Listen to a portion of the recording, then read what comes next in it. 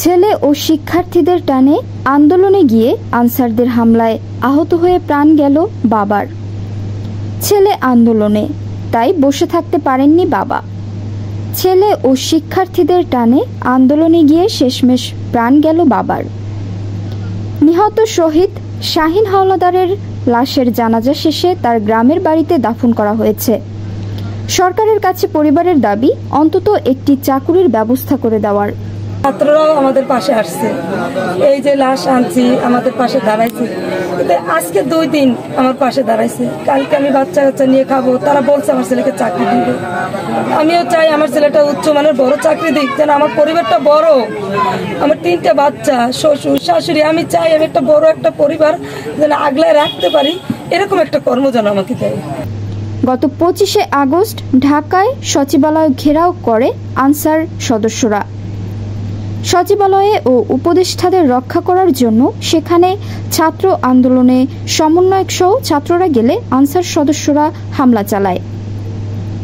এই খবরে ছাত্র আন্দোলনকারী বিষাদের বাবা শাহিন হাওলাদার আর ঘরে বসে থাকতে পারেননি।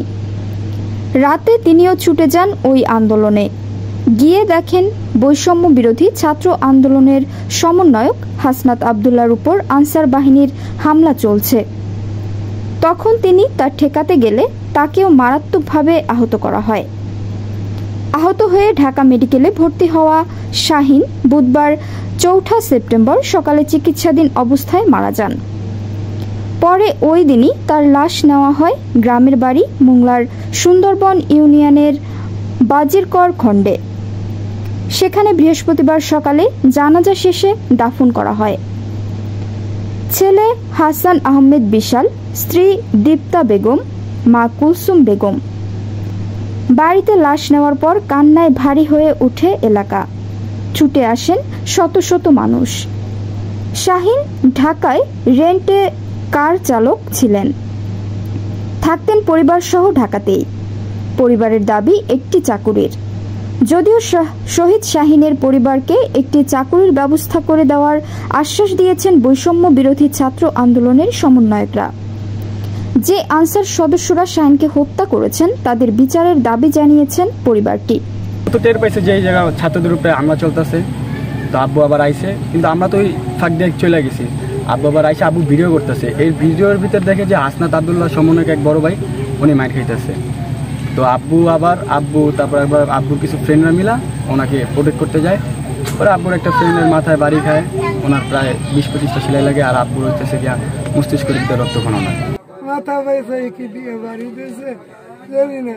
আমার বাবা দুনিয়া আমাদের বিচার চাই। কেন আমার স্বামী তো কিছু করছিল না, নিরীহ বাচ্চা ছাত্রদের পাশে দাঁড়াইছিল। তাদের তো হামলা করছিল না, ওরা হামলা করছে, ওরা ছাত্রদের পর হামলা করছে। এগুলা দেখে সহ্য করতে পারেনি। আমার ছেলেও ছাত্রদের পাশে ছিল। আমার ছেলে একজন ছাত্র, কবি নজরুল স্টুডেন্ট। বাবা কি করে থেকে ছাত্রদের থেকে আওয়াজ আসে, আপনারা কে কোথায় আছেন, দ্রুত আসেন। সচিবালয় সমস্ত শহীদদেরকে ঘেরাও করে ফেলছে, আপনারা উদ্ধার করেন। সেই আহ্বানে সাড়া দিয়ে বাংলাদেশের ছাত্র জনতা সেখানে সন্ধ্যা নাগাদ ঘিরে ফেলেছিল। সেই সময় সেই পরিবেশেই শাহিন ভাই সেইখানে উপস্থিত ছিলেন। হয়তোবা সেই ছাত্রদের পক্ষে দাঁড়িয়ে আনসারদেরকে প্রতিহত করতে গিয়ে সেই খুনি হাসিনার প্রেরিত বাহিনীর আঘাতে তার মাথায় রক্তাক্ত জখম হয়, কিন্তু আমাদের চোখের সামনে ভাসে। তারপরেও আপনারা, আমরা যারা এখনো যারা তাদের পক্ষে কথা বলতেছেন, আমি মনে রাখি, আশা করি আপনারা এগুলো না করে সবার সাথে তাল মিলিয়ে সুন্দর একটি দেশ গঠনে সাহায্য করবেন ইনশাআল্লাহ।